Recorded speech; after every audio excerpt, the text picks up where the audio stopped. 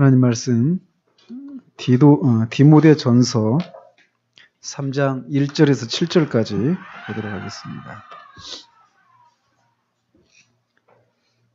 디모데전서 3장 1절에서 7절까지입니다. 신약성경 338쪽에 있습니다. 한 절씩 교독하도록 하겠습니다. 미쁘다 이 말이여 곧 사람이 감독의 직분을 얻으려 함은 선한 일을 사모하는 것이라 함이로다. 그러므로 감독은 책망할 것이 없으며 한 아내의 남편이 되며 절제하며 순종하며 단정하여 아내를 대접하며 가르치기를 잘하며 술을 즐기지 아니하며 구타하지 아니하며 오직 관용하며 다투지 아니하며 돈을 사랑하지 아니하며 자기 집을 잘 다스려 자녀들로 모든 공손함으로 복종하게 하는 자라야 할지니라. 사람이 자기 집을 다스릴 줄 알지 못하면 어찌 하나님의 교회를 돌보리요. 때로 위교한 자도 멀지니 하나님께서 마귀를 정죄하는 그 정죄에 빠질까 하며 같이 또한 외인에게서도 선한 증거를 얻은 자라야 할지니 비방과 마귀의 올무에 빠질까 염려하라. 아멘. 지난주에는 크리스천이 산 꼭대기에 있는 언덕 꼭대기에 있는 아름다운 궁전에 들어가는 장면을 살폈습니다. 그리고 그 분별이라고 하는 그 아가씨가 나와서 어디서 왔고 어디를 향해 가는지 뭐 이런 것들을 이렇게 물어왔었잖아요. 그리고 이제 그러고 나서의 이제 그 안에서 이루어진 일입니다. 계속 문제를 이제 보면서 해나가도록 하겠습니다. 잠시 후에 분별 그 아가씨는 내가 가족 중 두세 명을 더 불러오겠어요 하고 말하면서 문 쪽으로 달려가더니 신중, 경건, 자비라고 부르는 세 처녀를 불러내었다. 그들과 크리스천과 더불어 잠시 더 이야기를 나눈 뒤에 그를 가족들에게로 데려갔습니다. 크리스천이 문 입구에 다다르자 많은 가족들이 반갑게 인사를 하면서 주님의 축복을 받으신 분이여 어서 들어오십시오. 이 집은 당신과 같이 피곤해 지친 순례자들을 편히 쉬어가게 하려고 언덕의 주인께서 세워놓은 집입니다 하고 말하는 것이었습니다. 크리스천은 머리를 숙여 그들에게 인사를 하고 그들을 따라 집 안으로 들어갔습니다. 그가 방 안으로 들어가 자리에 앉자 그들은 마실 것을 갖다 주면서 저녁 식사가 준비될 때까지 시간이 좀 남았으니 그 시간을 가장 유익하게 보내기 위해서 몇몇 처녀들과 더불어 특별한 이야기를 나눴으면 좋겠다고 청하자 크리스천은 기꺼이 응해 주었습니다. 문제를 이렇게 보면서 하도록 하죠. 1번에 보면 저녁 식사가 준비되기까지 이야기를 나누는 것은 무엇을 의미합니까? 이렇게 묻고 있습니다. 여기서는 성찬에 관한 얘기를 하는 겁니다. 저녁 식사를 한다라고 하는 것은 주의 성찬, 성만찬을 의미합니다. 그래서 이 저녁 식사를 하기 전에 이 신중과 경건과 자비라고 하는 이 처녀들과 얘기를 나누거든요. 그러니까 이제 이 성만찬에 참여할 만한 믿음이 있는가 이거를 이 대화를 통해서 점검을 하는 것입니다.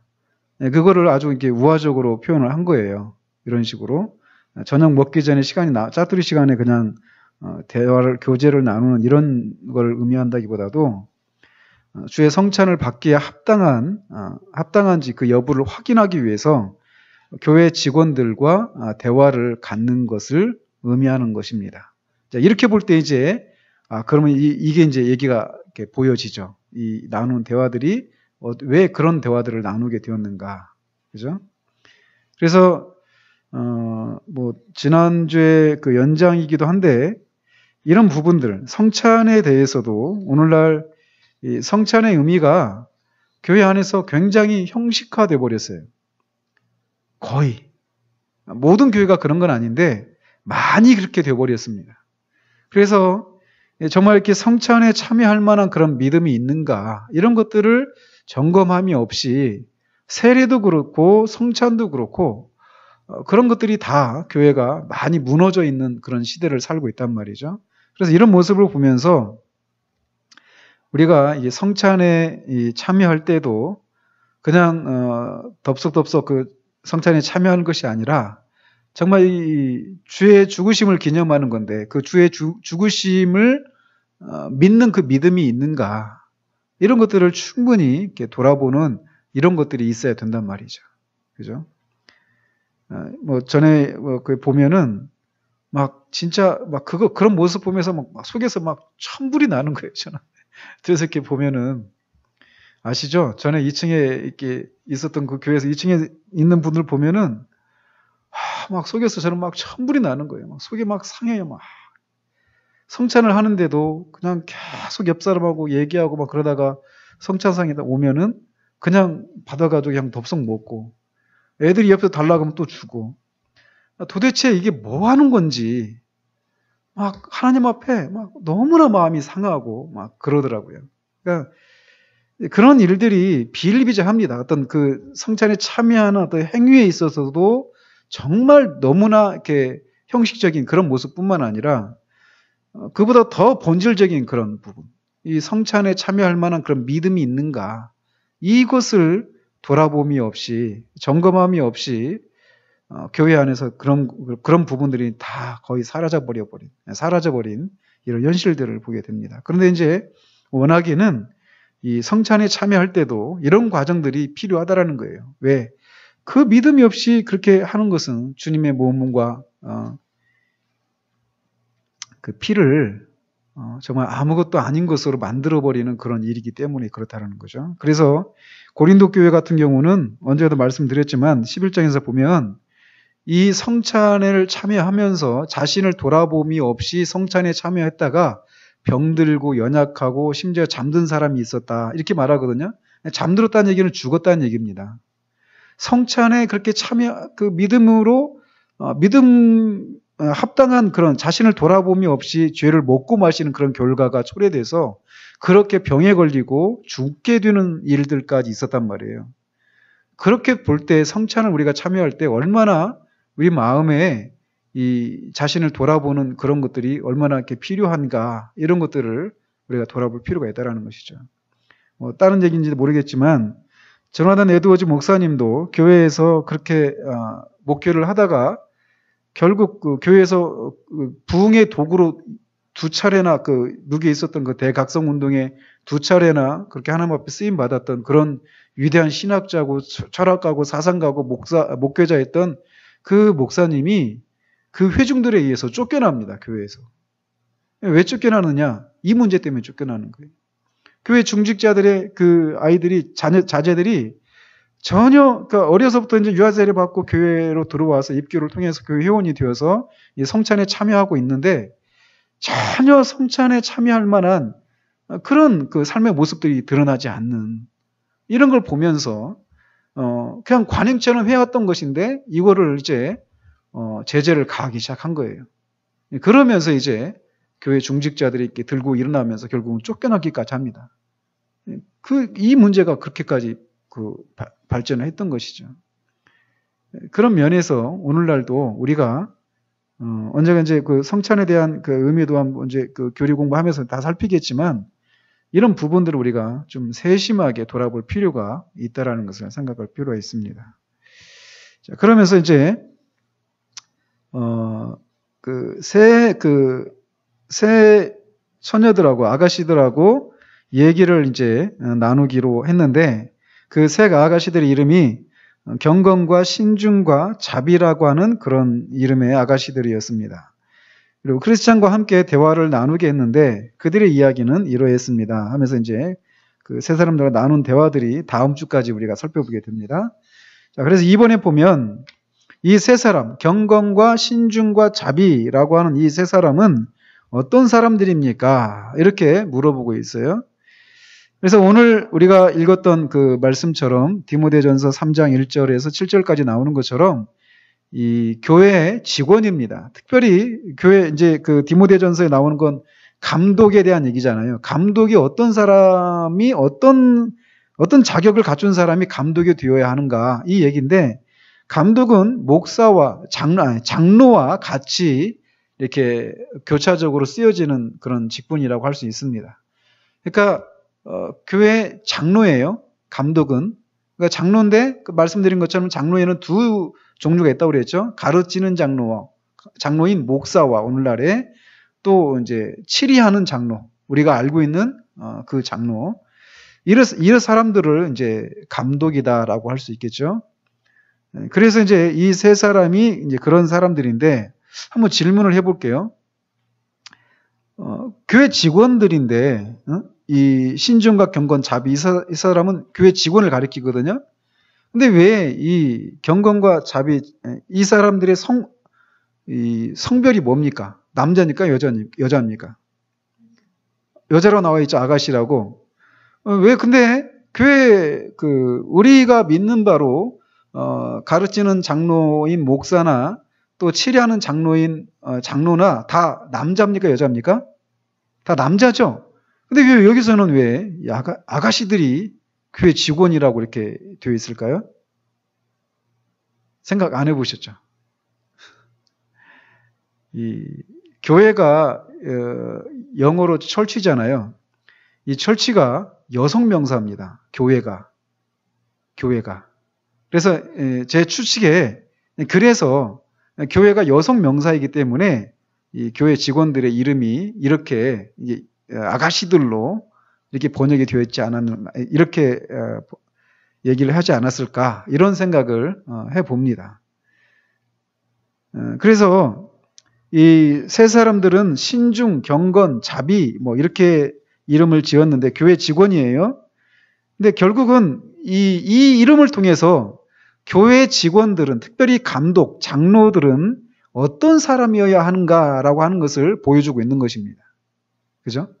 그래서 그 교회 직원이 갖추어야 될 영적인 자질, 이런 것들을 이 이름을 통해서 이렇게 나타내고 있는 것이죠.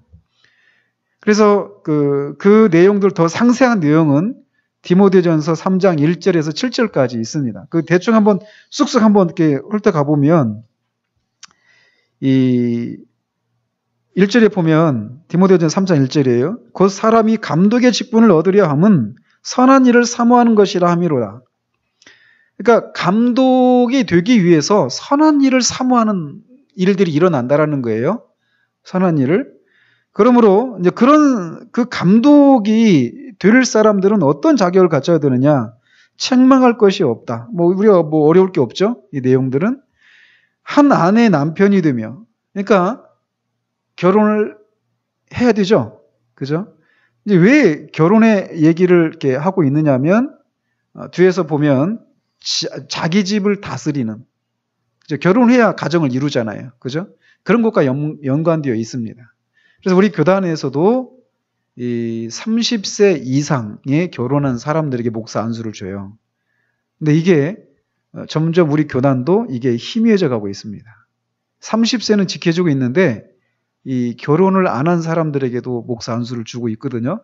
이제 결혼을 한다라고 하는 이런 약속 하에. 근데 30이 훌쩍 넘었는데도 결혼을 못 하고 있어요. 그런 사람들에게도 지금 안수를 하고 있습니다. 이것도 우리가 좀 심각하게 이렇게 좀 돌아볼 필요가 있는 거예요, 사실은. 자, 근데 이제 그렇게 한 아내의 남편이 되고 절제하는 사람이어야 돼요. 그러니까 절제한다는 얘기는 하나님을 섬기기 위해서 우리가 가진 에너지나 은사, 어떤 시간들, 어떤 물질 이런 것들을 아껴두는 겁니다. 그래서 그 하나님이 그것을 쓰고 하실 때 곧장 이렇게 내어줄 수 있도록 그렇게 준비하고 있는 그런 것들을 절제하는 것이다. 그냥 아무것도 안 하고 막 조심하고 이런 게 아니라 적극적인 의미가 있다라는 거예요. 절제라고 하는 것은. 왜 돈을 절제해야 되는가? 그 돈으로 하나님을 섬기기 위해서 돈을 아껴야 된다는 것이죠. 이걸 부자가 되기 위해서가 아니라. 그렇죠? 왜 체력을 단련을 해야 되는가? 체력 단련을 통해서, 이렇게 하면서 체력 단련도 안 하고 있는데, 하나님을 섬기기 위해서, 교회를 섬기기 위해서 그렇게 하는 거예요. 그래서 이 무절제한 그런 생활들을 하지 않는 거죠. 그런 사람이어야 한다라는 거예요. 신중하고, 신중이다라고 하는 이 말이 어렵지 않죠. 그죠? 신중해야 됩니다. 그리고 단정하고 나그네를 대접하고 가르치기를 잘하는 이런 사람이어야 한다라는 거예요. 그리고 술을 즐기지 아니하며, 그러니까 다른 얘기지만 술을 먹지 말아야 되면 이런 얘기는 없습니다. 성경에. 언제가 잠깐 말씀을 드렸으니까. 그리고 구타하지 아니하며, 자기 아내나 가족들을 구타하지 말아야 된다라는 거예요. 너무 당연한 거잖아요. 근데 이거 아십니까? 목사님들이 다 그런 거 아니에요? 이 사모님들을 구타하고 또 아이들을 구타하는 그런 목사님들이 도로 계셔요. 그러니까 참 이게 알 수 없는 그런 일이죠. 근데 이런 일들이 실제로 있습니다. 지금 현재 말이에요. 그러니까 예전에도 그랬고 지금도 이런 일들이 있었기 때문에 구타하지 말라라고 하는 이런 얘기가 이렇게 있는 거예요. 그죠? 언젠가 이제 이 얘기를 이제 더 상세하게 전할 거예요. 우리 교회에서 이제 직분자를 세우고 할 때도 이제 이런 것들을 다 하게 될 텐데. 그리고 오직 관용하며 다투지 아니하며 어려울 거 없습니다. 돈을 사랑하지 아니하고 자기 집을 잘 다스려서 자녀들로 모든 공손함으로 복종하게 하는 자라야 한다. 왜냐? 자기 집을 다스릴 줄 못하면서 하나님의 교회를 어떻게 잘 돌보겠느냐 이렇게 말하고 있죠. 그리고 새로 입교한 자도 말아야 된다. 즉 개종한 지 얼마 안 된 사람을 목사 안수를 준다든가 이렇게 해서는 안 된다라는 거예요. 막 마음이 뜨겁다고 하나님의 사랑을 은혜를 크게 경험했다고 해서 덥석덥석 이렇게 신학교 가가지고 목사가 되고 이렇게 해서는 안 된다라는 거예요. 왜 그러냐면 교만해져서 마귀를 정죄하는 그 정죄에 빠질까 합니다. 이렇게 얘기하고 있습니다. 우리가 또 개인적으로도 그렇잖아요. 우리가 큰 은혜를 경험했을 때 그 은혜를 누리는 것은 좋은데 그 누림을 보면서 이게 자칫 어느 쪽으로 가느냐면 이 다른 사람들을 향해서 어떤 판단하고 왜 내가 누리는 그 은혜를 저 사람은 못 누릴까 하면서 그 못 누리는 그 원인이 그 사람에게 있는 그 무엇 때문이다라고 하면서 나는 그 사람 같지 않은 그렇기 때문에 내가 은혜를 누리고 있는 것 같이 생각하는 이렇게 하면서 그 사람을 판단하고 정죄하는 이런 우를 범하기가 쉽습니다. 우리 간에. 근데 신앙의 초기에 그런 일이 있기 쉽단 말이죠. 근데 이제 신앙이 성숙해져 가면 갈수록 그런 게 이제 우리 안에 생겨나죠. 아, 그럴 수도 있지. 이런 거. 그렇다고 해서 이런 생각을 갖는 것이 어떤 옳고 그름을 포기하는 게 아니에요. 옳고 그름을 포기하지 않으면서도 인간의 그 연약함들을 이해할 수 있는. 그래서 이제 관용하는 그런 마음이 생기는 거죠. 관용이 좋은 게 다 좋은 거다 이런 말을 하는 게 아니거든요. 옳고 그름을 포기하지 않으면서도 그 사람의 연약함을 인정하고 감싸고 기다려주고 하는 이렇게 되어져 가는 거죠. 근데 우리가 은혜를 누릴 때 초기에 이러기가 쉽단 말이에요. 그렇기 때문에 갓 개종한 사람들을 목사로 세워서는 안 된다라고 얘기를 하고 있는 것이죠. 또 외인에게서도 선한 증거를 얻어야 한다라는 겁니다. 그러니까 교회 밖에 있는 사람들에게서도 그 사람에 대해서 이렇게 칭찬을 받을 만한. 그러니까 여기 한번 잘 보시면 이제 그 목사로서의 그런 소명에 대한 얘기들이잖아요. 그 목사로 부름을 받았다라면 여기에 나타나는 요인들은 어떤 것들과 관련이 되어 있습니까? 다 그 사람이 그 목사라고 하는 이 직분을 감당할 만한 그런 자질, 그죠? 어떤 가르치기를 잘한다든지 가르치려면은 배워야 되잖아요. 가르칠 내용들을 자기가 혼자 알고 있는 것과 내가 혼자 알고 이해하고 알고 있는 것과 그것을 가르치는 것은 또 다릅니다. 그러니까 가르치는데 필요한 은사들이 있어야 된단 말이에요. 그죠? 그러니까 내가 막 큰 은혜를 받았다 해서 가는 게 아니라 그 은사가 내게 있는가. 그래서 무서워요. 어떤 사람들이 막 은혜를 받았다고 해서 막 목사가 되겠다고 한다든지 아니면 우리 아들을 목사를 시켜야 되겠다든지 우리 지성이한테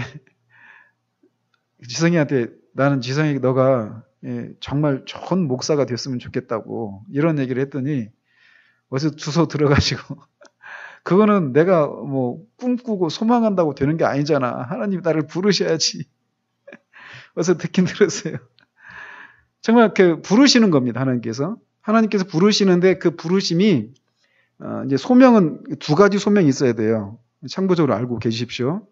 또 아십니까? 여러분들의 자제 중에 진짜 누가 이렇게 목사가 되겠다고 하나님이 은혜를 주셔가지고 이렇게 부르실지 누가 알아요? 제가 목사가 된 거 아무도, 저도 그렇고 우리 가족 누구도 제가 목사가 되리라고 생각도 못했습니다. 우리 양가에 사돈까지 다 뒤져봐도 목사가 저밖에 없어요. 한 명도 없습니다. 모를 일이라는 거예요, 인생은. 정말 모를 일이에요. 근데 두 가지가 있어요. 내적인 소명과 외적인 소명. 그래서 이 내적인 소명이 뭐냐면 안에서 하나님이 나를 이 길로 부르셨다라고 하는 이 소명. 그럼 내적인 소명은 어떻게 확인하느냐? 스펄전이 말하는 것처럼 피할 수 있는 데까지 피해보라는 거예요. 그러니까 이 목회 사역에 대한 그런 부담이 내 안에 막 생겼는데, 저도 그렇게 생겨났거든요. 처음에. 그때가 96년 언젠가 그렇게 됐었는데. 맨 처음에 희미하죠, 그런 게. 뭐, 분명 꿈에 나타나서 성경 읽을 때, 너 이제부터 목사라. 이렇게 하면 좋겠지만, 대부분은 그런 방식으로 하시지 않는단 말이에요. 내 안에서 먼저 본인에게서 그런 어떤 부르심을 느끼는 거죠. 불분명합니다. 근데 시간이 지나면서 그런 것들이 점점 커져가고, 이 부담이 커져가서 이것이 아니면, 스펄전이 말한 것처럼 피할 수 있는 데까지 피해보는 거예요. 그런데 그것이 아니면 정말 나는 더 이상 어떻게 다른 길에서는 내가 살 수가 없다라고 하는, 그때가 그렇게 되면 그건 진짜 내적으로 하나님이 나를 부르신 거다라고 말할 수 있다라고 얘기를 합니다. 그리고 또 추가적으로 그 주변에서 교회 안에서 있는 이제 뭐 기도하시는 분이랄지 이런 분들이 그런 거 보면서, 그러니까 제 주변에서 그런 분들이 계셨거든요. 그러니까 넌 목사해 둔다라고, 하나님 너를 목사로 부르셨다고. 저는 근데 끝까지 제 안에서 그게 확인될 때까지 기다렸습니다. 그게 8년이에요, 8년. 막 똥꼬집이라고 하면서 막 주변에서. 근데 그런 식으로 내 본인에게서도 그렇고 주변에서 교회 안에서 뭐 목사님이나 그런 기도하시는 그런 분들이 계시잖아요. 그런 분들이 아무래도 형제는 목회 사역으로 하나님께서 부르신 것 같다라고 하는 이런 얘기들이 이제 있는 거죠. 그런 것들이 다 이제 합해져서 어떤 그 내적인 소명이다라고 말할 수 있어요. 외적인 소명이 뭐냐? 여기서 나오는 이런 규정들이에요. 디모데전서에 나오는 것처럼 이런 외적으로 그 일을 하려면 인격적으로도 뭐 완전한 존재는 없죠. 그 외인에게서 선한 증거를 얻고 또 그 가정을 잘 다스리는 이런 모습들, 그리고 또 뭐 돈을 사랑하지 않는다든지 절제하고 신중하고 단정하고, 특별히 또 말씀을 가르치는 일을 하기 때문에 가르치는 은사가 있는지, 심각하게 말을 더듬는다든지, 자기의 그 생각들을 논리정연하게 말을 못한다라면, 설득력 있게 말을 전하지 못한다라면 그건 큰 그런 결함이 있는 거잖아요. 하나님께서 우리를 부르셨는데 그런 은사를 주시지 않는다. 그럴 때는 생각해 봐야 되는 거죠. 내 마음이 뜨거운데. 근데 그 뜨거워도 그걸 할 수 있는 그런 은사가 있는지 없는지 확인을 해봐야 된다라는 것이죠. 이런 것들이 다 갖추어져야 한다라는 거예요. 아무튼 여기서 나오는 이 세 아가씨들의 이제 그런 교회 직원, 특별히 이 가르치는 일을 하는 그런 목사나 장로, 뭐 여기서는 이제 장로까지도 포함할 수 있습니다. 그래서 이 사람들이 또 여기서 이제 두세 사람하고 얘기를 나눈다. 얘기도 다 보면은 이 마태복음 18장에 나오는 그 징계하고 같은 그런 절차를 밟는 거예요. 그래서 이 교회 대표인, 이 대표로 세워주신 그런 사람들을 통해서 이 사람들 신앙을 점검하고, 당회가 이렇게 교회 직원이 이 사람은 그런 믿음이 있는 사람이다 라고 하는 것을 확인하고 교회 공동체가 그를 전체 이렇게 받아주는 거죠. 이런 절차를 이렇게 밟아가면서 교회 회원으로 이렇게 되어져 가는 겁니다. 오늘날은 이런 절차가 거의 무시되고 있는 현실이어서 이렇게 하면 교회가 안 된다. 이런 것이 아주 그냥 정설처럼 이렇게 되어져 있습니다. 하나님 앞에 기도하는 게 그래요. 성경대로 하면 된다라고 하는 것을 하나님이 정말 보여주셔야 되지 않겠습니까? 이 제 기도 제목 중에 하나입니다. 기도 제목 중에. 아무튼 말씀드리고 싶은 건 그런 교회를 이루기 위해서는 우리가 이 교회 구성원들이 같은 생각을 가져야 되는 거예요. 아, 성경에서 이렇게 말하니까 이렇게 가야 되는구나 하면서 같이 갈 수 있어야지 조나단 에드워즈 목사님 같은 그런 분에게서 그 성찬에 대한 이런 것들이 의견이 달라지면서 쫓아내버리는 일이 있는 것처럼 그런 분이 그랬다라면 그렇지 거기에 한참 미치지 못하는 대부분의 현실 속에서는 얼마나 큰 반발들이 있겠어요? 근데 그렇게 하기 위해서 우리 구성원들이 같은 생각을 품는 일들이 굉장히 중요하다라는 것입니다. 자, 계속 이렇게 보면 그들이 나눈 대화가 이렇습니다. 경건이 먼저 이제 경건하고 대화를 나눕니다. 어서 오세요, 선한 크리스천 씨. 오늘 밤 저희가 당신을 호의적으로 받아들여 집 안으로 모셔드렸으니 저희들의 부족한 경험과 지식을 넓혀주기 위해 당신이 순례 여정 중에 겪은 이야기를 들려주시면 무척 감사드리겠습니다. 기꺼이 그렇게 하겠습니다. 당신들의 마음이 이다지도 선해서 호의를 베풀어 주시니 참 기쁩니다. 자, 질문을 합니다. 경건이. 처음에 당신이 순례길을 택하게 된 동기는 무엇이었나요? 경건이 이렇게 물은 것은 무엇을 확인하기 위한 것인가? 3번에서 이렇게 묻고 있습니다. 결국은 순례길을 택하게 된 동기가 무엇인가? 이 질문은 결국 순례길을 택했다는 얘기는 그 밑에 그 질문에 대해서 답을 하잖아요. 크리스천이. 제가 사는 고장인 멸망의 도시에 계속 머물러 있으면 피할 수 없는 파멸에 이르게 되리라는 무서운 목소리가 제 귀에서 떠나지 않았기 때문에 결국 이렇게 떠나게 되었지요. 이렇게 얘기를 했습니다. 결국 그러니까 이 질문은 이 질문과 답을 통해서 뭘 알아보려고 하는 거냐면 이 크리스천에게 이 성령의 죄를 깨닫게 하시는 그런 이 역사가 있었는가, 이거를 확인하는 것입니다. 즉 자기가 죄인이라는 것을 깨닫고 자신을 향한 하나님의 자신이 심판을 받아 마땅한 죄인이다 라고 하는 그 사실을 깨닫는 일이 있었는가라는 것입니다. 그리고 그리고 또 더 나아가서 그렇게 자신이 심판을 받아 마땅한 죄인인데 그 심판으로부터 자기가 머물러 있는 그 삶의 자리 가운데서는 어떤 행동을 해도, 어떤 선한 행동으로도 이 심판으로부터 피할 수가 없다라고 하는 이 자기 자신에 대한 그 자기 절망, 이런 것이 있었는가라고 하는 것을 질문하는 것이죠. 그죠? 그래서 우리가 그 세례를 베풀 때도 교회 앞에서 이렇게 공개적으로 하잖아요. 그죠? 공개적으로 앞에 세워놓고 질문을 던지잖아요. 하나님이 창조자 하나님이시를 믿느냐? 그리고 당신이 그 하나님 앞에 그 죄를 범하고 타락하고 죄인이 있어서 하나님의 그 심판을 받아 마땅한 그런 죄인이라는 사실들을 믿느냐? 그죠? 그런 질문들을 던지잖아요. 이런 과정들입니다. 근데 이제 이게 우리 시대에는 그런 것들이 너무 형식적으로 그냥 자기가 그 대답을 들으려고 질문을 하는 그런 입장에 있는 목사님들의 입장에서도 그 질문이 그렇게 크게 심각한 진지하게 던지는 질문이 아니고 대답을 하는 사람들의 경우도 이것에 대해서 내가 지금 하나님 앞에서 대답을 하고 있는 것이다라고 하는 그 인식이 분명하지 않은 채 그렇게 고백을 하는 경우들이 많죠. 실제적으로 자기가 성령께서 자기의 죄를 깨닫게 하시는, 성령의 그런 죄에 대한 그런 인식을 하게 하시는 역사가 없는데도 그저 지적인 동의 차원인데도 불구하고 그렇다라고 얘기하고 이렇게 교회 안에 들어오는 경우들이 많단 말이에요.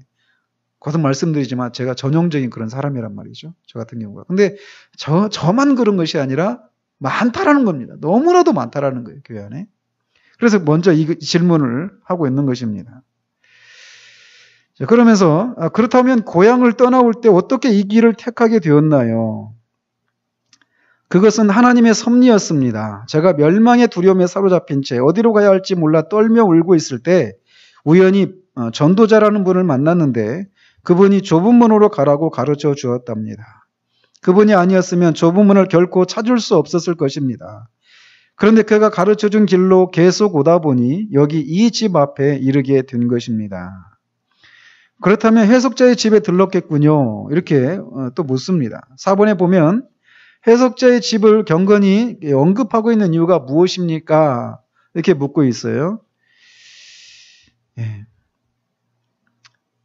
저는 거듭 말씀드리지만 이 김홍만 박사님이 막 전혀 이 성경 구절하고 관계가 없는 그 구절을, 이 질문하고 관계가 없는 구절을 그냥 거기서 뭐 지식 이런 단어만 있으면 그냥 관련 구절로 딱 해놓는데 이게 굉장히 위험한 거거든요. 이런 게 사실 여기서도 사실 좀 관계가 없는 구절이에요. 제가 보면. 근데 지식이라고 하는 말이 있거든요. 그래서 지금 여기다 딱 써놨는데 책을 이런 식으로 내놔가지고는 참 제가 볼 때는 굉장히 좀 염려가 됩니다. 근데 어쨌건 경건이 해석자의 집을 언급한 이유는 뭐냐면 해석자의 집에서 결국 해석을 받았잖아요. 그죠? 순례길의 그 과정에 대해서. 그죠? 그러니까 결국은 하나님 말씀에 대한 그런 충분한 지식이 있는가 없는가 그 여부를 확인하는 것이죠. 그죠? 그래서 하나님의 말씀을 그저 피상적으로 뭐 그냥 정보로서만 이렇게 알고 있는 그런 경우에는 그런 체험이 온전하지 못하기 때문에 이렇게 묻고 있는 것입니다. 그래서 그런 구원에 필요한 그런 지식들이 이 사람에게 있는가 없는가를 확인하기 위해서 질문을 던지는 거예요. 그러자 이제 그분의 집에 갔었습니다. 그곳에서 저는 평생 잊지 못할 여러 가지 광경들을 보았는데 그 중에서도 특히 3가지 광경이 가장 인상 깊게 남아 있습니다. 거기서 어떤 아가씨가 앞에서 막 어떤 사람이 불을 막 끄려고 하는 벽난로에 붙어 있는 불을 끄려고 막 물을 뿌리고 있었죠. 근데 안 꺼졌잖아요. 왜 그랬냐면 그 뒤에 어떤 아가씨가 계속 뭘 붓고 있었죠. 그게 기름 붓고 있었잖아요. 그러니까 사탄은 끊임없이 우리를 시험하고 우리를 낙심케 하고 그 구원의 길에서 떨어뜨리려고 하는데 그리스도께서 구원받은 그 신자들을 끝까지 붙드신다라고 하는 것을 이제 그 해석자의 설명을 통해서 배웠잖아요. 그때 그 한 장면이 인식이 남았었고 또 자신에게 죄를 지어서 하나님의 용서의 소망에서 완전히 배제된 사람, 이 사람의 얘기도 들었죠. 그죠? 그리고 또 한 사람은 꿈속에서 이렇게 있다가 자다가 깼는데 자기가 그 최후 심판에서 이렇게 빠져나오지 못하는 그런 무서운 꿈을 꿨던 그 사람의 얘기도 그 해석자에서 이렇게 들었습니다. 그렇다면 그 꿈꾼 사람의 이야기를 들어보셨습니까? 예, 물론 들었죠. 제 생각에도 그것은 정말 무서운 것이었습니다. 그의 이야기를 듣는 동안 제 마음이 몹시 아팠지만 그래도 들은 것을 매우 기쁘게 여기고 있습니다. 그러자 해석자의 집에서 본 것이 그게 전부입니까? 그 밖에도 많이 있었죠. 우리가 해석자의 집에서 7가지를 이렇게 봤잖아요. 그죠? 다 잊으셨죠? 예. 잊으셔야 정상입니다. 해석자께서 내 손을 잡고 아주 웅장한 궁전 앞으로 인도해 주셨는데 그 안에서는 황금빛 의복을 입은 사람들이 유유히 뜰을 거닐고 있었습니다. 많은 사람들이 그 궁전 안으로 들어가고자 했지만 문을 지키고 서 있는 무장한 병사들 때문에 아무도 감히 안으로 들어가지 못하고 있었습니다. 기억나십니까? 그 제자도에 대한 얘기를 했었잖아요.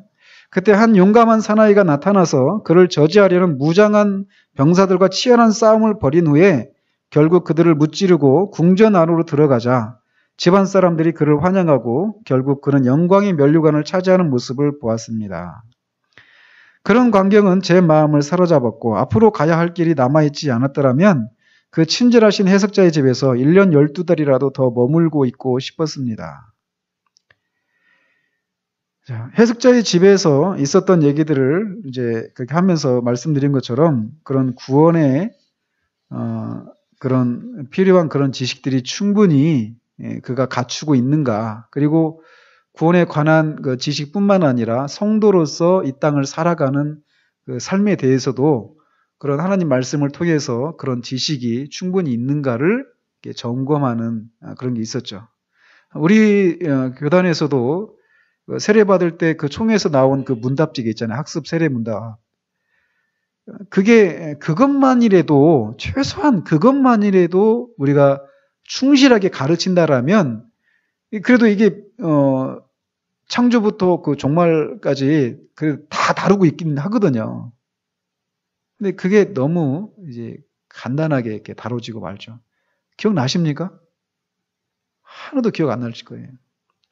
그래서 제가 전에 다니던 그 교회에서는 그거를 수시로 합니다. 언제 하느냐면, 이제 기본적으로 학습받고 세례 받을 때 그걸 하죠. 그래서 그거를 달달달 요우도록 합니다. 못 요우면 떨어뜨려요. 근데 요즘 교회가 그렇게 하던가요? 못 요워도 그냥 통과시키잖아요. 거기는 그렇게 안 했어요. 일단 학습받고 세례 받을 때 그거를 달달달 요우도록 했습니다. 토시 하나 틀리지 않게. 떨어뜨린다고 하면 또 하더라고요. 그렇게 해서 한번 하고요. 그러니까 학습부터 하면 학습할 때 하고, 그 다음에 세례 받을 때 하고, 그래서 입교할 때도 하겠죠. 그러니까 세례 받을 때까지 최소한 2번 하는 겁니다. 그렇게 하고, 결혼하기 전에 또 합니다. 또 결혼해가 애를 낳아가지고 애를 유아 세례 받아야 되잖아요. 그때도 합니다. 그럼 유아 세례까지 4번이에요. 또 교회에서 직분자 세울 때 또 합니다. 최소한 5번을 해요. 이렇게 하면 이게 아주 간단한 내용이지만 이 간단한 내용이라도 가르치는 사람이 어떻게 가르치냐에 따라서 이 간단한 내용이 이렇게 많은 얘기를 할 수 있거든요. 그리고 이거를 그냥 제 기억에 8주를 했던가 그랬던 것 같아요. 그죠? 그러니까 8주 했어요. 이 얇은 거. 보통 교회에서 2번 하죠. 2번도 막 억지로 막 시간 맞추기도 힘들어가지고 막 급조해가지고 하고 맙니다. 아주 짧은 시간. 이렇게 해가지고 뭘 믿는지도 모른 채 그냥 덥석 세례를 받는 거예요. 그런 일이 있어서는 안 돼요. 우리 교회에서는 아무도 그렇게 하려고 그래요, 저는. 그래서 우리가 정말 뭘 믿는지, 왜 그런 내용이 중요하느냐면, 하나님은 우리 마음대로 섬겨서는 안 되잖아요. 그잖아요. 하나님이 뭘 기뻐하시고 뭘 원하시는지, 어떻게 하나님을 섬겨야 되는지를 바르게 알아야 바르게 섬길 수 있잖아요. 그걸 모르고 그냥 옆에 있는 사람들이 해온 방식대로 그냥 그렇게 해서는 안 되는 말이에요. 근데 옆에 있는 사람들이 그게 옳은가 아닌가를 뭘로 알 수 있어요? 다 같이 파멸의 자리로 갈 수는 없잖아요. 제가 이 말이 다른 교회는 다 파멸로 가는 이런 얘기는 아닙니다. 그런 의미에서 우리가 뭘 배우는가를, 어떻게 하나님을 섬기는 참된 도리에 대해서 배우는 것을 아주 열심을 내야 되는 거예요. 왜? 그렇게 해야 바르게 섬겨야죠. 하나님 앞에. 아무런 의미가 없는 섬김은 오히려 하나님 앞에 하나님을 모욕하는 것이 될 수도 있단 말이죠. 그죠? 그렇기 때문에 이런 것들이 이렇게 필요한 거예요. 자, 그래서 해석자의 지배에 대해서 있었던 얘기를 이렇게 묻고 있는 것입니다. 계속해서 보면 그 밖에도 오시는 도중에 무엇을 보셨습니까?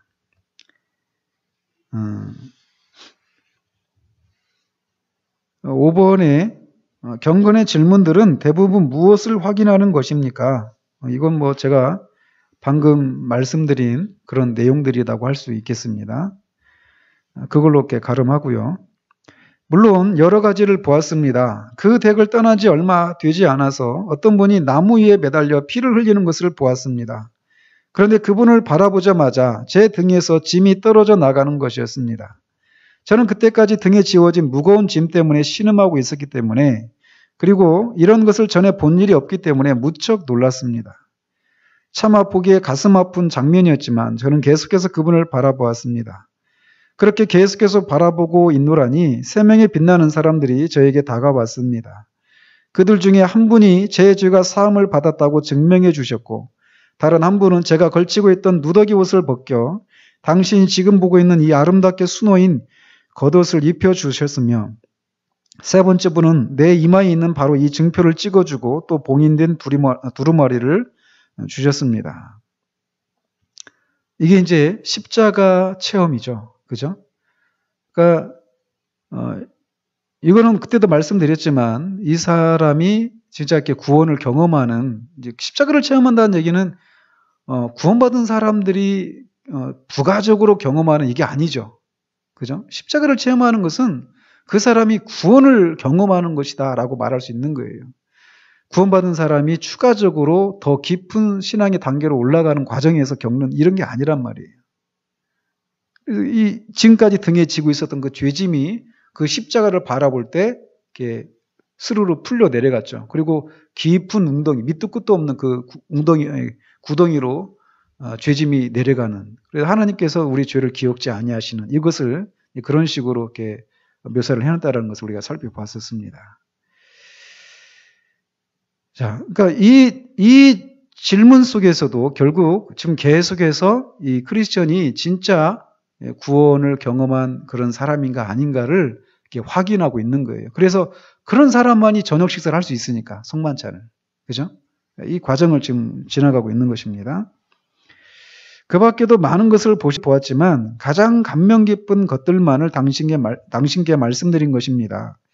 그 밖에도 걸어가고 있던 길에서 조금 벗어난 곳에서 미련쟁이, 게으름뱅이, 거드름쟁이라고 불리는 세 사람이 발에 쇠고랑을 찬 채 자고 있는 것을 보았는데, 아무리 깨워주려고 애써도 그들은 들은 척도 않고 계속 잠만 자려드는 것이었습니다.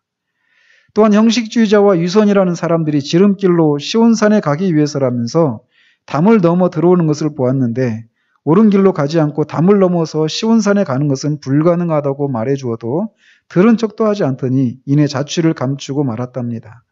이 산을 올라갈 때 좀 더 쉽고 편한 길을 택하려다 결국 도중에 자멸하게 된 거지요. 이 사람들의 얘기들도 우리가 다 들었죠. 이 사람들은 교회 밖에 있는 사람들이라고 했습니까? 아니죠. 교회 안에 있는 사람들입니다. 구원의 그 여정에 들어와 있다라고 하는 사람들 중에서 이런 사람들이에요. 그런 면에서 우리가 주의를 해야 된다라고 말씀드렸어요. 그러나 제게 가장 힘들었던 일은 이 험난한 산을 올라오는 일이었고, 또 사나운 사자들이 으르렁거리고 있는 길을 통과하는 것이었습니다. 만약 저 문 옆에 계신 착한 문지기 씨가 제게 용기를 북돋워 주시지 않았더라면 지금쯤 저는 돌아가 버리고 말았을지도 모릅니다. 제가 무사히 여기에 올 수 있도록 은총을 베풀어 주신 하나님께 감사드리며, 또한 저를 이토록 환영해 주신 여러분들께 진심으로 감사드립니다. 자, 6번에 이렇게 보면 결국 경건의 질문들 때문에 크리스천은 어떤 은혜를 받았습니까? 이렇게 질문하고 있죠. 이제 결국 그 마지막 얘기죠. 그러니까 자기가 여기까지 무사히 올 수 있도록 한 것이 하나님의 그 은혜였다라고 하는 것을 그가 깨닫게 된 것이죠. 그걸 다시 한번 이렇게 생각하게 된 것입니다. 그러니까 이런 질문들이 있잖아요. 그러니까 이게 우리의 어떤 구원의 우리 영혼이 정말 하나님과 바른 관계를 맺고 있는가, 그리스도를 통해서 이런 것들을 점검하는 질문들을 던지는 것이 결국 어디로 이렇게 이어져야 되느냐면, 이렇게 오기까지 내가 얼마나 많은 수고와 애를 썼는가, 여기가 아니라, 이게 아니라 나의 나된 것은 전적으로 하나님의 은혜입니다 라고 하는 것을 이렇게 고백하는 대로 오게 하는 것이란 말이죠. 그러니까 거듭 말씀드리지만 우리가 이 부분에서 많이 넘어지거든요. 그러니까 맨 처음에는 그렇지 않아요. 맨 처음에는 자기가 정말 하나님 앞에 이렇게 구원을 받는다는 얘기는 정말 은혜로 받는 거거든요. 그게 은혜라고 생각되어지는 건 뭐냐면 정말 자기가 그럴 자격이 없다. 나는 그런 많은 자격을 가진 사람이 아니다라는 것을 인정하고 알고 있으니까 그게 은혜가 은혜로 다가오는 것이거든요. 근데 우리가 자칫 그런 시간이 지나다 보면 내가 은혜 받을 만한 그 무엇인가를 내가 하고 있었구나라고 하는 그런 생각을 하게 된단 말이에요. 내가 열심히 기도했구나. 내가 그 구원을 얻기 위해서 내가 정말 애를 썼구나, 나름대로. 물론 그런 게 있었죠. 크리스천이 그렇게 그 멸망의 도시에서 나오기까지 많은 어려움, 우여곡절을 겪으면서 여기까지 오면서 겪었던 그 많은 일이 있었던 것처럼 그가 무엇인가를 했죠. 그런데 결국 그 모든 것이 하나님의 은혜였다라고 하는 것을 고백하는 대로 가게 한다라는 거예요. 그러니까 내가 우리 안에서 그 구원 받았는가 안 받았는가, 죄에 대한 각성이 있는가, 또는 그 십자가를 통해서 그 구속의 은혜를 경험했는가 아닌가, 이런 어떤 그 성도의 그런 삶에 대한 어떤 그런 그 천성에 들어가기까지 우리가 어떤 제자도로서의 그런 삶을 살아가야 되는 이런 것들도 그렇고, 그런 많은 얘기들을 듣고 내가 정말 구원받은 그런 구원의 은혜가 있는가 이런 것을 점검할 때 우리가 내 안에서 어떤 행실이 있는가 없는가, 이것을 통해서 어떤 내가 구원받은 것이 이것 때문이다라고 우리가 생각하는 대로 가서는 안 된다는 거예요. 이런 점검을 통해서 우리가 결국 뭘 보게 되냐면 우리 자신의 아닌 모습, 내가 정말 이 구원에 합당하지 않구나. 결국 어디로 가느냐면 오직 그리스도, 오직 하나님의 은혜였구나. 은혜로만 내가 구원을 받았구나. 하나님의 은혜로만 내가 여기까지 올 수 있었구나. 그 많은 시험과 위기를 견디는 것도 나 하나님의 전적인 은혜였구나. 이런 것을 이렇게 고백하는 대로 이렇게 나와야 한다라는 것입니다. 자, 여기까지가 이제 경건과의 그런 대화였고요. 이제 신중하고의 그런 대화들이 이어집니다. 이때 신중이 다가오더니 크리스천에게 몇 가지 질문을 하고 그에 대한 대답을 듣고 싶어 했습니다. 이따금 떠나오신 고향이 생각나지 않으십니까? 자, 7번에 신중의 질문들은 무엇을 확인하려는 것입니까? 결국 그 대답까지 보고 이렇게 질문을 푸는 게 좋을 것 같아요. 예, 종종 생각이 나기도 하지만 부끄러움과 혐오감을 더 느낍니다. 그들이 나온 바 본향을 생각하였더라면 돌아갈 기회가 있었으려니와 그들이 이제는 더 나은 본향을 사모하니 곧 하늘에 있는 것이라. 당신이 좋아했던 것들이나 친밀한 관계를 맺던 사람들에 대하여 미련이 남아있지는 않습니까? 다소의 미련이 있지요. 그러나 그런 것들은 제 의지에 크게 거슬리는 것입니다. 자, 7번에 보면 신중이 이따금 떠난 고향이 생각나지 않더냐. 결국 이 고향은 뭘 가리키는 거죠? 세상이겠죠. 그죠? 우리가 두고 온 세상. 그죠? 두고 오셨죠? 여러분들은? 아직도 세상에 있는데 하면 안 되죠. 자, 두고 온 세상이 이렇게 생각나지 않더냐라는 거예요. 여러분들 이렇게 세상을 두고 온 여러분들도 세상이 생각나지 않던가요? 생각나죠? 가끔요. 저도 가끔 생각나요. 내가 만약에 이 길에 들어서지 않았더라면, 근데 언제 그런 생각이 나던가요? 그죠? 힘들 때 그래요. 하나님 은혜를 누리고 있을 때는 두고 온 고향이 생각 안 납니다. 그죠? 근데 이제 그 은혜가 이렇게 소원해지고 그럴 때, 그리고 이렇게 막 천성을 향해서 가는 그 길이 막 힘들게 느껴질 때, 막 그 생각이 나죠. 애굽에서 그 강화 옆에서 고깃국도 먹고 부추도 먹고 솔도 그런 거 먹었던 그 기억들이 이게 나는 거죠. 그러면서 돌아갈 걸, 이런 생각들이 쓱쓱 한 번씩 지나가죠. 우리 머리 위로 참새가 지나가는 거 우리가 통제할 수 있습니까? 없어요. 그죠?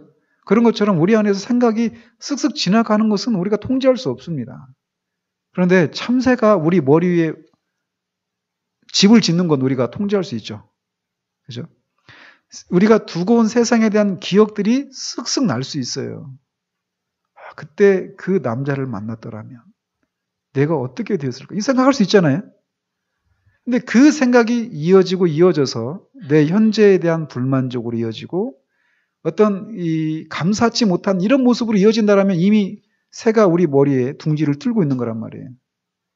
그러니까 생각이 지나가는 것, 이거는 우리가 통제할 수가 없는 거예요. 그러나 우리가 통제할 수 있는 게 있는데 그 생각이 우리를 지배하는, 마치 새가 우리 머리 위에 집을 짓고 둥지를 트는 것을 우리가 통제할 수 있는 것처럼 우리가 그런 것들, 그 생각들이 우리를 지배하지 못하도록 통제를 해야 되는 거예요. 그러니까 나는 아직도 세상에 대한 생각이 나. 나는 내가 정말 구원받은 사람 맞는가? 구원받은 사람도 생각납니다. 그러나 그것이 그를 지배하지 않는다라는 거죠. 이것만 해도 참 위로가 되지 않아요? 어떤 때 이것 때문에 막 우리가 힘들어할 때 있잖아요. 그죠? 자, 그런데 이제 신중이 뭘 질문하려고 그러냐면 그가 크리스천이 진짜 죄에서 떠났는가? 이거를 묻고 싶은 것입니다. 자기는 그 세상에서 그 죄된 삶에서 떠났다라고 이렇게 신앙 고백을 하지만 여전히 죄의 습관 가운데 있는 사람들이 있단 말이에요. 있을 수 있단 말이에요. 그죠? 그러니까 요한일서에서 말하는 것처럼 하나님께로 난 자마다 죄를 짓지 않는다. 그게 죄를 아예 짓지 않는다 이 말입니까? 아니죠. 죄를 습관적으로 짓는, 죄의 지배를 받는 이런 것을 말한다라고 얘기했잖아요. 그러니까 만약에 그러고 있으면서도 나는 그 죄된 삶에서 떠나서 나는 구원받은 사람이다 이렇게 말한다라면 그 고백은 거짓된 고백이라는 것이죠. 그래서 이제 물어보는 거예요. 그런 생각이 안 나더냐. 나기는 한다라는 거죠. 그러나 그때 그 삶이 이제 부끄럽고 심지어 혐오감이 일어난다. 이런 대답을 통해서 그가 진짜 이렇게 죄된 삶으로부터 돌이켰는가 이거를 확인하려고 하는 것입니다. 그가 진짜 이렇게 회개를 했다라는 것이죠. 자, 그리고 8번도 보면 근데 그런 것들이, 그러니까 당신이 좋아했던 것들이나 친밀한 관계를 맺던 사람들에 대해 미련이 남아있지는 않습니까? 그러니까 다소의 미련이야 있지요. 그러나 그런 것들은 제 의지에 크게 거슬리는 것입니다. 그 중에서도 특히 저뿐만 아니라 고향 사람들 모두가 크게 희열을 느꼈던 세속적이고 유격적인 향락들을 돌이켜볼 때 그 모든 것들이 지금에 와서는 제게 고통이요 슬픔이 되었습니다. 이런 얘기를 통해서 이제 이런 질문과 대답을 통해서 신중이 이제 또 점검하는 것은 그가 정말 이렇게 중생을 했는가, 거듭났는가 이걸 이제 확인하는 거란 말이에요. 다 지금 이런 질문들이 뭘 확인하려고 하는 거냐면 그의 의지가 정말 이렇게 새롭게 갱신되었는가라는 것입니다. 의지가 새롭게 갱신되었다라고 한다면 세상적인 것에 대해서 반발하는 그런 현상이 일어나게 된다라는 것이죠. 그래서 이 옛날에 좋았던 것들이 좋아지지 않는 전혀 다른 새로운 어떤 성향, 새로운 어떤 취향들 이런 것들이 생겨나는 것이죠. 거듭남의 증거 언제 말씀드렸던 것처럼. 그래서 정말 이렇게 의지가 그렇게 영적이고 하나님을 기뻐하시는 것으로 흘러가고 있는가? 그리고 그거에 반대되는 옛날 그 삶에 대해서 그런 혐오하는 마음들이 있는가? 이런 것들을 점검하고자 하는 그런 질문과 대답이었었습니다. 9번, 지금 제가 하고 싶은 것을 선택하려고 한다면 저는 결코 그런 것들을, 그러니까 옛날에 했던 그런 것들을 생각지도 아니하고 더구나 선택하지도 않을 겁니다. 그래서 9번에 보면 의지의 변화는 무엇으로 나타납니까? 결국 영적인 것을 택하게 되는 대로 나가게 된다라는 것입니다. 자, 근데 이제 우리가 계속 보면 의지의 갱신이 없다면 영적인 것을 결코 택하지 않으며 세상적인 것에 기울어집니다. 근데 우리가 또 조심해야 될 게 뭐냐면 영적인 것과 세상적인 것, 또는 영적인 것과 육적인 것의 기준이 무엇인가라는 거예요. 왜 이런 말씀을 드리냐면 한국교회 안에서는 뭐 한국교회뿐만 아니라 사람의 그 본성이 그런 게 있단 말이죠. 영적인 것은 직접 하나님과 직접적으로 관계 있는 거, 예배 드리는 거, 기도하는 거, 성경 읽는 거, 전도하는 거, 교회 봉사하는 거, 헌금하는 거, 뭐 이런 성경 읽는 거, 뭐 이런 성경 공부, 뭐 이런 것들이 다 영적이다 이렇게 생각하기 쉽죠. 그러면 이거에 반대되는 것들, 이런 것들이 아닌 것들은 육적인 것이다 이렇게 생각하기 쉽단 말이에요. 이 수요일 날 우리가 성경 공부하러 나왔어요. 자, 이게 영적인 일입니까? 육적인 일입니까? 예? 그럼 반대로 이 수요일 날 여기 안 나오고 직장에 있거나 집에 있거나 그러면 그 사람들은 영적인 일을 하고 있지 않은 것입니까? 아니죠. 그러니까 우리가 어떤 것을 하고 있느냐 이게 영적이냐 육적이냐 이걸 말해주는 게 아니라는 이걸 말해주는 게 아니란 말이에요. 우리가 뭐 밥을 먹는 것도 영적인 일이 될 수 있어요. 그죠? 근데 밥 먹는 게 육적인 일이 될 수도 있단 말이에요. 또 심지어는 예배를 드리는 것이 육적인 일이 될 수도 있습니다. 그죠? 그러니까 뭡니까? 뭘 하고 있느냐가 영적이냐 육적이냐를 말해주는 게 아니에요. 내가 어떤 영역에 있느냐가 영적이냐 육적이냐 이걸 말해주는 게 아니라는 거예요.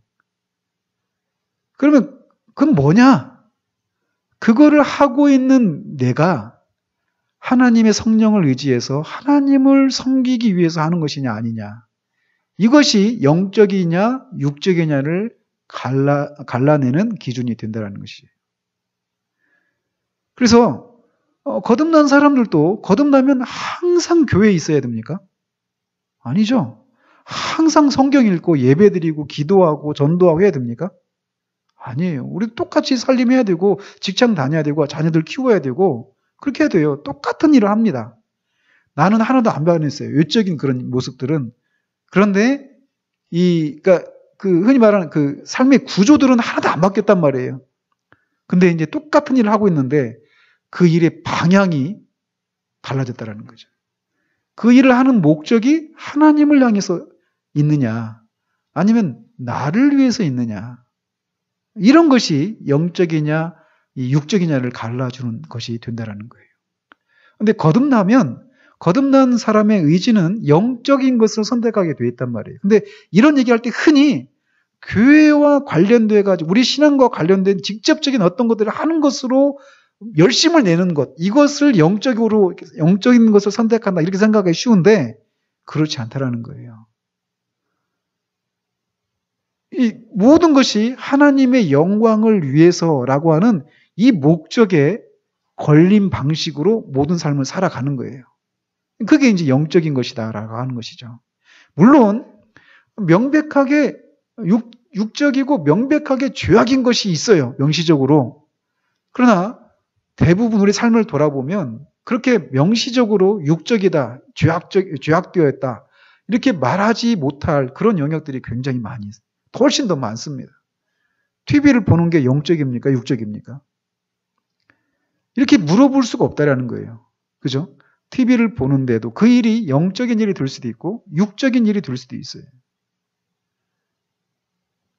우리 한국교회 안에 언젠가도 이거를 한번 그래서 기독교 세계관에 대해서 한번 우리 교회에서 한번 강의를 하고 싶은 그런 마음이 있거든요. 왜냐하면 이게 우리 안에 너무나 이렇게 깊이 뿌리 박혀 있거든요. 영육 이원론적인 이런 성속 이원론적인 그런 생각들이. 그래서 마음에 편함이 없어요. 그렇지 않아요?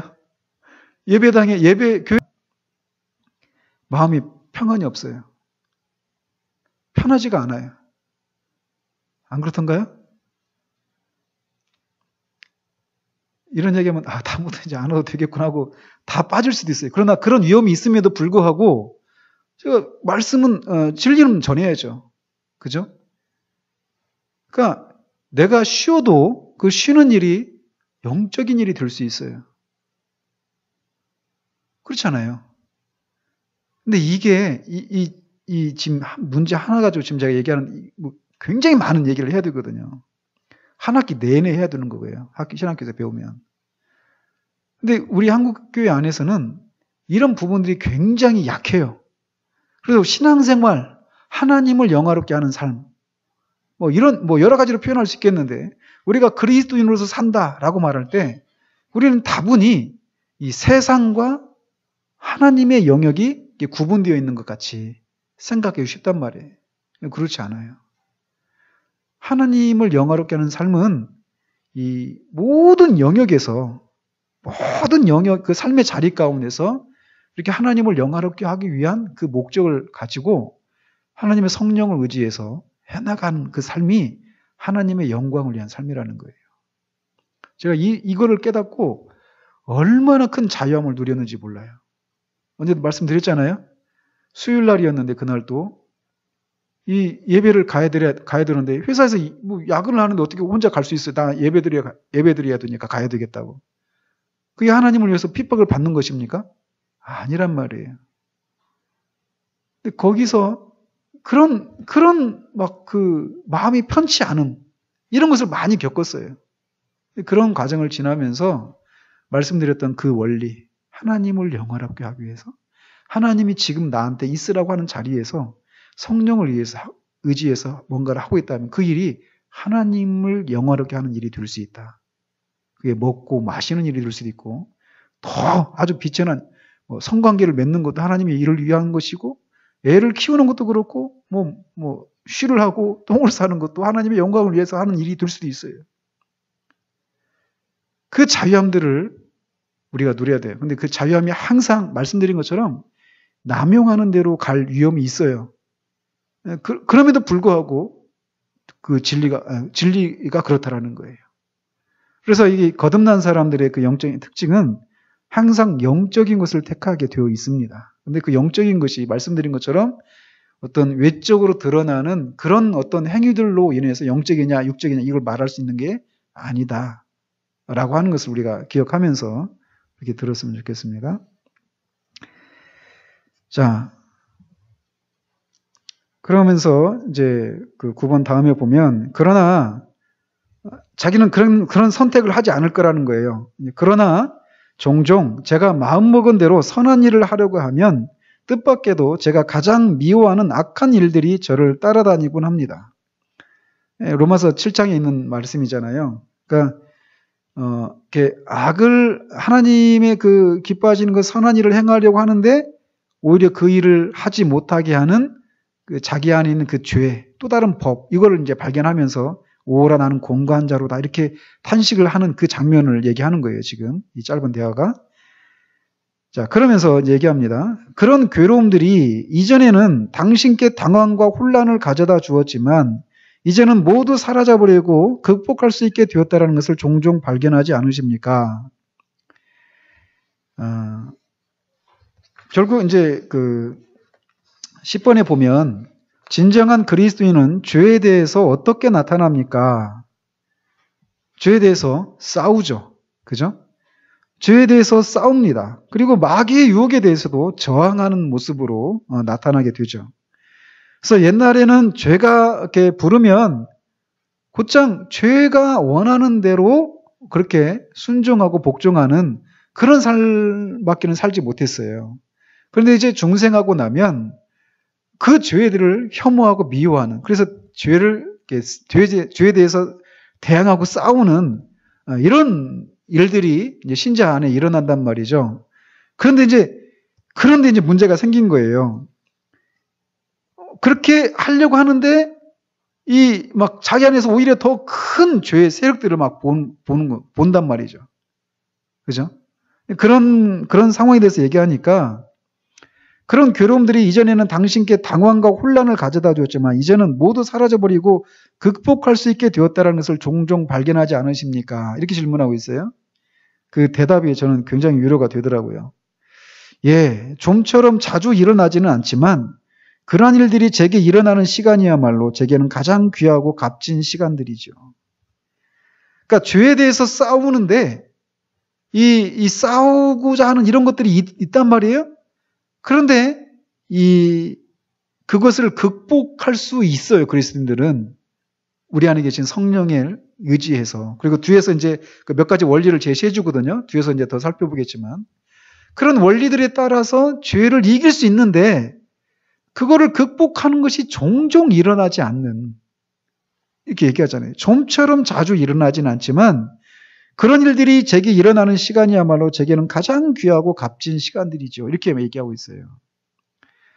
그러니까 이거를 뭐 50대 50이냐 이렇게 막 나눌 수는 없어요. 얼마나 우리가 승리하고 얼마나 패배하는 이렇게 나눌 수는 없습니다. 물리적으로. 그러나 이 크리스천이 대답하는 것처럼 마땅히 그렇게 해야 되는데 그렇게 그것을 극복하는 일들이 자주는 일어나지 않는다는 거예요. 이 말은 자기가 원하는 것만큼, 그죠? 자기가 원하는 만큼 일어나지 않는다라는 거예요. 사실 그래서 고통이잖아요. 그리스도인들은. 그죠? 그러니까 애통해 하는 것이에요. 그리고 의에 대해서 줄이고 목말라 하는 거예요. 더 온전하게 죄를 완전히 이기고 더 이렇게 극복하는, 날마다 승리하는 그런 삶을 살고 싶은데 그렇지 못한 우리 자신의 그 현실을 인해서 애통해하고 더 주님을 닮고 주님을 기쁘시게 하는 삶을 살고자 하는 그런 것에서 그런 게 줄이고 목말라 하는 일들이 있단 말이죠. 그러니까 그 사람이 그리스도인이 아니냐, 이거는 그것을 인해서 애통해하는지 아니면 의에 대해서 줄이고 목말라 하는지 이것을 보면 알 수 있다라고 이 팔복에서도 이렇게 말씀드렸잖아요. 그죠? 근데 지금 그거를 크리스천이 그걸 얘기하고 있는 거예요. 그게 자주 일어나지 않는다. 이게 1대 9, 패배가 9고 승리하는 경우가 10%고 이걸 말하는 게 아니라 자기가 원하는 정도로 일어나지 못하는, 그죠? 그래서 항상 그 안에 애통함과 의에 대해서 줄이고 목말람이 있는, 이거를 이런 식으로 얘기하는 거 있는 거예요. 근데 아무튼 자기가 원하는 만큼 그렇게 극복하고 이기는 일들이 자주 일어나지는 않지만 그런 일이 일어날 때야말로 가장 귀하고 값진 시간들이다라고 고백을 하고 있습니다. 때때로 당신을 괴롭히던 여러 가지 일들이 당신에게서 떠나버렸다고 느껴질 때 어떤 방법으로 극복할 수 있었는지 기억하십니까? 굉장히 중요한 질문과 대답입니다. 예, 십자가를 바라보았을 때 제가 느꼈던 기쁨과 고통으로부터 해방감이 저의 괴로움을 이기게 해주었다고 생각합니다. 한 가지 이거 있죠? 그러니까 십자가를 바라보는 거예요. 십자가를 바라보았을 때 그 아래서 느꼈던 그 기쁨과 그 해방감, 이런 것을 십자가를 바라보는 것을 통해서 그때 그 체험들을 이렇게 기억하는 것을 통해서 그것들을 이렇게 이기게 한다라는 것이죠. 또 제가 입고 있는 이 수놓은 겉옷을 볼 때, 그러니까 왜 그런 죄가 오히려 막 자기 안에서 그런 죄를 마음먹은 대로 선한 일을 하려고 할 때 이 뜻밖에도 자기가 가장 미워하는 그 악이 자기 안에 이렇게 자기를 따라다니는 거, 이것 때문에 고통을 받는다고 하는데 왜 고통을 받느냐면 이럴 때마다 내가 정말 구원받은 내가 맞는가, 이런 생각들이 고통을 불러일으키는 거거든요. 그리고 이런 나를 하나님이 정말 받으신 게 맞는가, 내가 정말 구원받았다고 말할 수 있는가. 그런데 그가 생각하는 게 뭐냐면 내가 이겼었던 그런 기억을 기억하는 것이 아니라 자기가 입고 있는 이 겉옷, 이게 뭡니까? 이게 겉옷이 그리스도의 의예요. 그러니까 내가 하나님 앞에 의롭게 된 것은 나의 그 어떤 선한 행위들로 말미암아서 된 것이 아니라 오직 그리스도의 의, 믿음으로 말미암는 그리스도의 의, 그것 때문에 하나님이 나를 의롭다고 해주신다라는 거예요. 그러니까 그런 고통이 밀려올 때마다 우리가 기억해야 될 게 뭡니까? 내가 하나님 앞에 의롭다고 여겨지는 것은 나의 어떤 선한 행위가 아니라 오직 그리스도의 의 때문이다라고 하는 것을 기억하는 거. 그러니까 건강한 자에게는 의원이 있을 데 없고 병든 자에게야 필요하다. 나는 의인을 부르는 것이 아니라 죄인을 부르러 왔다라고 주님 말씀하시잖아요. 자기가 그렇게 죄인이고 내가 정말 병들어 있는 그런 상태를 발견하는 거잖아요. 이게 이런 경험이. 그럴 때마다 생각할 때 뭐냐? 맞아요. 맞아요. 저는 병든 사람입니다. 저는 죄인입니다. 그런 나를 주님이 의롭다고 해주셨습니다. 그거는 내 안에 있는 어떤 선한 행위들 때문에 그런 것이 아니라 그리스도 때문에 그랬다라고 하는, 그 그리스도를 붙드는, 이것을 통해서 그 고통들을 극복하게 되었다라고 얘기를 하는 거예요. 그러니까 끊임없이 그리스도를 바라보는 거. 그리스도를 바라보는 믿음이라는 책이 있는데 그리스도를 바라보는 거예요. 그리스도께서 그의 죽으심과 다시 사심과 승천하셔서 하나님 보좌 우편에 앉으시고 우리를 위해서 중보하시는 그 일이 무엇을 의미하는가를 끊임없이 묵상하는 것, 이것을 통해서 그것들을 이겨내는 것입니다. 그리고 또 가슴에 깊이 간직하고 다니는 두루마리를 들여볼 때마다 승리할 수 있었다라고 얘기하고 있습니다. 그러니까 이건 장차 구원받은 사람들이 누리게 될 그런 영광스러운 소망을 이렇게 묵상하고 하는 것을 통해서 죄를 이기는 것이죠. 그래서 종종 얘기했잖아요. 이 형광등을 이렇게 해를 이렇게 잠깐이라도 바라볼 수 있잖아요. 우리가 오랫동안 바라보면 눈이 상하지만 태양을 잠깐 동안이라도 바라보고 나서 밑을 딱 보면 이렇게 주변이 어두워지잖아요. 그죠? 그런 것처럼 이렇게 우리가 장차 누리게 될 그 영광스러움들, 하나님의 영광의 성품들, 그리스도의 그 아름다우신 그런 것들을 이렇게 묵상하는 것을 통해서 세상이, 죄가 어두워지게 되어지는 그런 원리들을 통해서, 그런 것들을 적용하는 것을 통해서 죄를 이기는 것이죠. 그래서 11번은 그렇게 해서 이제 한 거가 됩니다. 자, 무엇 때문에 당신은 그다지도 시온산으로 가기를 원하십니까? 그곳에 가면 십자가에 못 박혀 돌아가신 분이 살아계신 것을 뵐 수 있다는 소망이 있기 때문에 그렇습니다. 첫 번째 그가 말하는 게 이거예요. 그리스도가 계시다라고 하는 거. 천국은 죄나 슬픔이나 아픔이나 병든 것이나 죽는 게 없잖아요. 그렇죠? 어떤 의미의 눈물도 없습니다. 그러나 천국이 천국일 수 있는 것은 거기에 하나님이 계시기 때문이에요. 거기에 그리스도가 계시기 때문에 그렇습니다. 죄도 없고 병든 것도 없고 모든 풍부함이 있고 그런 기쁨과 희락이 있는 곳이라 하더라도 거기에 하나님이 계시지 않다라면 더 이상 천국이 아닙니다. 첫 번째 말하는 것을 보십시오. 십자가에 못 박혀 돌아가신 분이 그리스도가 거기 살아계시다라고 하는 것을, 그분을 내가 뵐 수 있다라고 하는 소망이 있기 때문이다라고 말하고 있어요. 또한 그곳에 가면 지금까지 절 괴롭히던 모든 것들을 떨쳐버릴 수 있다는 소망이 있으며 더 이상 죽음이 존재하지 않는 그곳에서 제가 가장 사랑하는 사람들과 더불어 즐겁게 살기를 소망하고 있기 때문에 그렇습니다. 이렇게 얘기합니다. 진실로 말하건대 저는 제 무거운 짐을 벗게 해주신 그분을 진심으로 사모하고 있으며 제 자신의 내적인 허약함에 대해서 피로를 느끼고 있습니다. 저는 더 이상 죽음이 존재하지 않는 곳에서 끊임없이 거룩하도다를 찬송하는 성도들과 더불어 살고 싶습니다. 12번에 진정으로 중생한 영혼에게 나타나는 증거는 무엇입니까? 하나님을 경외하면서 거룩함을 추구하게 되어 있다 라고 얘기하는데, 더 적극적인 것을 얘기한다라면 하나님을 갈망하는 것이죠. 그죠? 목마른 사슴이 시냇물을 찾는 것처럼 내 영혼이 주를 찾기에 갈급하나이다. 하나님을 향한 갈망, 이것이 그 사람에게 나타나는 것입니다. 그리고 소극적으로는 이 죄를 죽이고 하는 이런 모습들, 그리고 의로움과 거룩함을 사모하는 모습들이 나타난다라고 할 수 있습니다. 죄를 죽이고 또 의를 이루는 것, 거룩함을 추구하는 것, 이거를 합해서 성화라고 하죠. 그죠? 이런 모습들이 있어요. 근데 이런 삶을 살아가게 만드는 가장 강력한 동기는 뭐냐? 하나님을 향한 갈망이에요. 그리스도를 볼 수 있다라고 하는 것이죠. 그리스도를, 하나님을 볼 수 있다라고 하는 것. 오늘날 저도 이렇게 개인적으로 보면 이 하나님과 그런 관계가 온전할 때는 이 땅에서 삶이 고달프기 때문에 빨리 죽었으면 좋겠다 이게 아니라 정말 주님을 향한 그 갈망, 이것 때문에 그 주님과 함께 있고자 하는 그런 마음이 막 안에 있는 게 있어요.